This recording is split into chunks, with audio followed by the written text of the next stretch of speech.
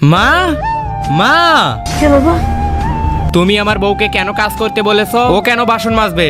তুমি তো জানো ও পড়াশোনা করতে এসেছে এখানে। আজকে আমার শরীরটা খুব খারাপ হয়েছে রে, সেই জন্য ওকে বলেছিলাম বাসন কটা একটু ধুয়ে দিতে। আজকে আমি উঠতেই পাচ্ছি না বিছানা থেকে। যেই আমি বিয়ে করলাম অমনি তোমার শরীর খারাপ চালু হয়ে গেল কেন? বিয়ের আগে তো তুমি ভালোই কাজ করতে, তাহলে এখন কি হচ্ছে? বাবা, প্রতিদিন কাজ তো আমিই করি বল। জানি না আজকে কাজ করতে করতে হঠাৎ কেমন মাথাটা ঘুরে গেল, সেই জন্য এসে একটু শুয়েছি। আর তাছাড়া কি হয়েছে রে, এটা তো ওরও সংসার। ও যদি একদিন একটু বাসনটা মেজেই দেয় তাতে অসুবিধা কোথায় বল? সারা জীবন তো আমিই পড়ে গেলাম একা একা।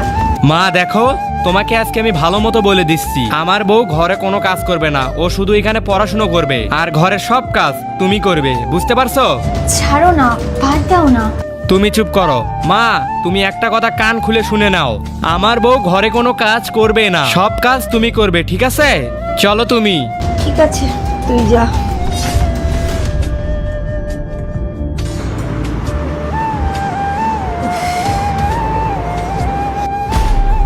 শ্রিয়া, এটা থেকে অনেক বাজে গন্ধ বেরোচ্ছে কেন? আমি শোবো কি করে? তুমি যাও, এটা নিয়ে যায় মায়ের কাছে বলো ধুয়ে দিতে। এই তো কিছুক্ষণ আগে মাকে এরকম ভাবে বলে এলে, আবার যাওয়াটা কি ঠিক হবে? ছেড়ে দাও, আমি কালকে কোনোভাবে ম্যানেজ করে ধুয়ে দেবো। আজকে আমি দেখব তোমরা আল্লাহকে কতটা ভালোবাসো। তোমরা যদি আল্লাহকে ভালোবেসে থাকো তাহলে ভিডিওটি লাইক করে চ্যানেলটি সাবস্ক্রাইব করে দাও। আর তোমরা যারা লাইক সাবস্ক্রাইব করবে না তাহলে আমি বুঝবো তোমরা শয়তানকে পছন্দ করো।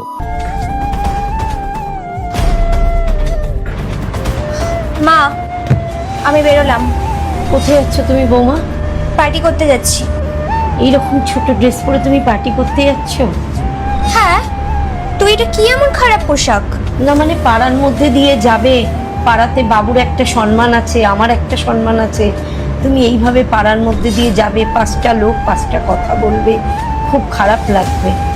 তো আপনাদের খারাপ লাগবে বলে কি আমি আমার পছন্দের ড্রেস পরতে পারবো না? তো পার্টি করতে কি এখন শাড়ি পরে যাবো নাকি?